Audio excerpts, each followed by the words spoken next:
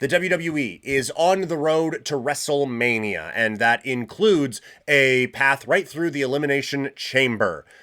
It also includes a lot more scrutiny on where the booking decisions are at. So let's take a look at how WWE is doing as we look back on what went down on Monday Night Raw.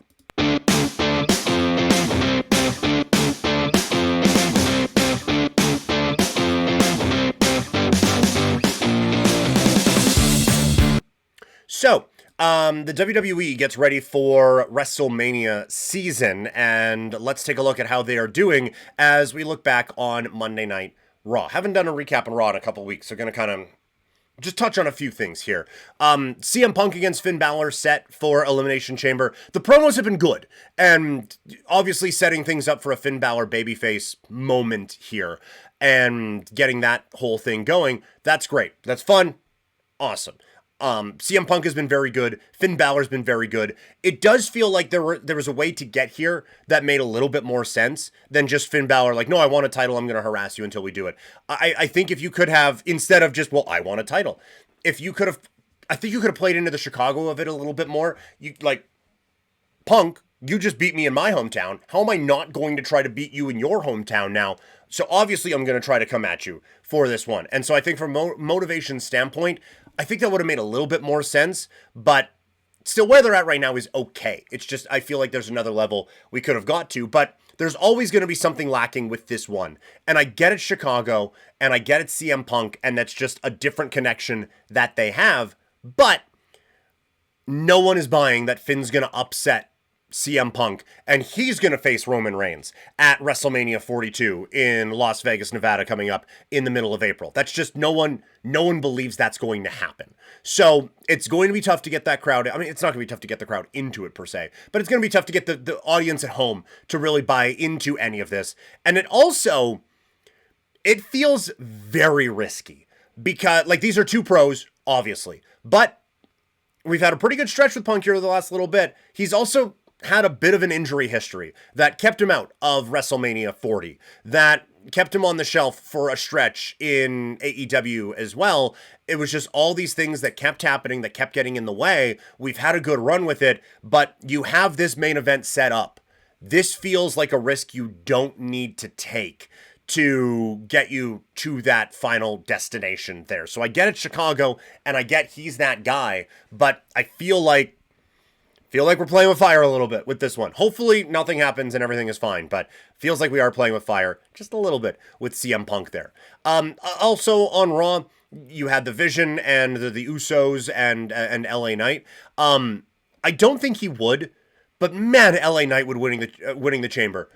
That would be such a great move. If you have LA Knight go into Chicago, win the Elimination Chamber, you already have a storyline with him and Drew. They've had a back and forth at times. You can continue a Cody against Jacob Fatu storyline away from the championship right now. And LA Knight feels like he has been deserving of this main event spot for a really long time. Like, it doesn't feel like he needs much of from a wrestling standpoint or just a figurative standpoint, doesn't need much of a push to get into that main event story and into that main event caliber. So that feels like it would make a ton of sense. And he has that different feel. He has the crowd behind him. They haven't pulled the trigger on it yet, but the crowd still hasn't lost that faith. That is a difficult thing to pull off.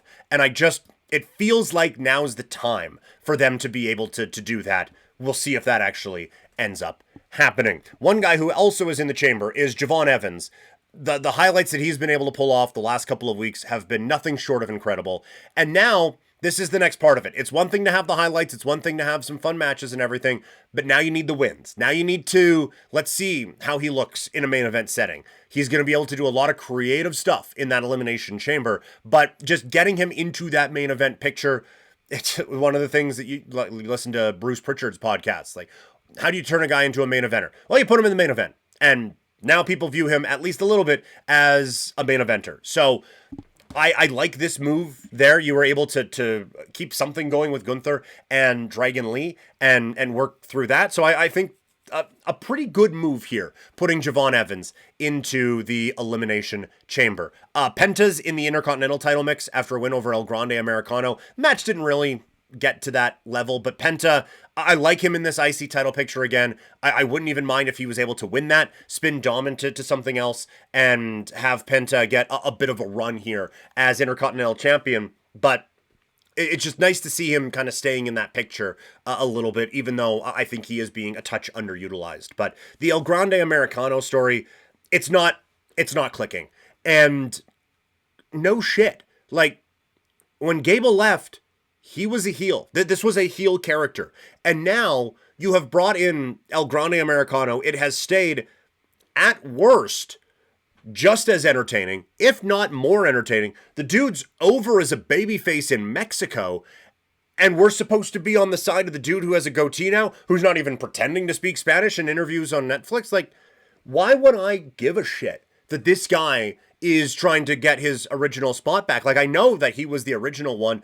I also know I like that one better, so I don't, like, yeah, it'd be like BlackBerry charging in, like, no, we're gonna take things over. Everyone, who's with us? Like, no, and man, Google, iPhone, whatever, those are fine. We don't really need you anymore. Like, it just, I get you had to do it, but I think this has to kind of just go away, like finish it. If we're doing mask versus mask at Mania, fine, but get this out of the way. Keep El Grande, Kaiser in the El Grande role, and have Gable work his way back up as actually Chad Gable here, and kind of pivot off it that way, because it doesn't. This feels.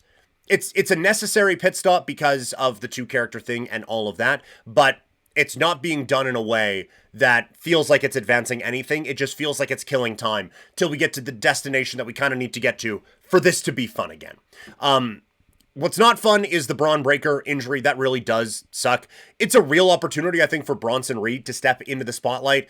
He's not going to have the same charismatic promos as Bron Breakker does. Very few non-Steiners are going to have promos in that way. But Bronson Reed should be also a main eventer in this company, at least on the fringes of it. And this is a chance for him to be one of those high-level prospects moving into a high-level role now in WWE. So we'll see if Breakker's injury is going to keep him out for an extended period of time. Then Reed against Seth at WrestleMania doesn't feel like it's the worst thing in the world that you could do. So I think there's something there's something there anyway. And now Bronson Reed has an opportunity to really kind of grasp that. On the women's side, AJ Lee, I think a better promo this week. I didn't mind the promo last week, the stammering one and the thing that they did. It fit both of their characters, and you can see where each character was going and why they got to that point. It wasn't for everyone, though. I understand it. This one being a little bit more serious, I think did need to happen, and it was pretty effective. But this match it's quite the thing, and I wasn't expecting it. Even like 2 weeks ago, when like AJ and Becky kind of set this thing up, but then later in the night, you have Natty with the dreaded sharpshooter on top of the announce table. Out comes AJ, but then Becky comes and makes the attack. I wondered if they would pivot to a four-way and then save the singles match for WrestleMania, but that's not the case. So there's some pressure now on AJ to show that she can still be one of the better women's wrestlers on this roster. Pretty good dance partner in Becky Lynch to try to get that done. The other women's feud, I feel like we still have a ways to go. It does feel like it's leaning towards Stephanie Vaquer against Liv Morgan right now for the Mania spot. The promo on Monday and then putting up the not translated, but the subtitled version on YouTube. It's good. Getting Stephanie Vaquer in her comfort zone is very good because obviously English versus English, there is a substantial difference in charisma. Like Liv Morgan is hitting on all cylinders with this character, and it still feels like Stephanie Vaquer is finding hers a little bit more. But you could see the fire in the promo. Having Dom being kind of the translator and firing back is good. It feels like there's more to get to, but we are still in the starting blocks of this, and not even officially before they make the match. But I'm interested to see where they go with it anyway. And that's, I think, pretty important when you still have a couple of months to go before the show of shows, WrestleMania. So what do you guys think of the build to WrestleMania so far? Let me know in the comments, and we can keep that wrestling conversation going. Also, if you enjoy this and want it with you wherever you go, just search Couch Potato Diary wherever you get your podcasts, including Spotify or Apple Podcasts. And again, wherever you get your pods. Also, for the wrestling fans, we got more exclusives coming to this soon. Living Room Lariat is where all of the wrestling content from Couch Potato Diary goes. Some bonus stuff on that podcast you don't get on the flagship Couch Potato here. So, I know I've been lacking on that. I've been lacking on all of it. I understand. But we are going to try to grow that. So make sure you hit the subscribe button. Spotify, if you subscribe there, it's where it helps the most for me. But any of the places is absolutely totally fine as we try to grow that show with some video content on Spotify and on YouTube as well.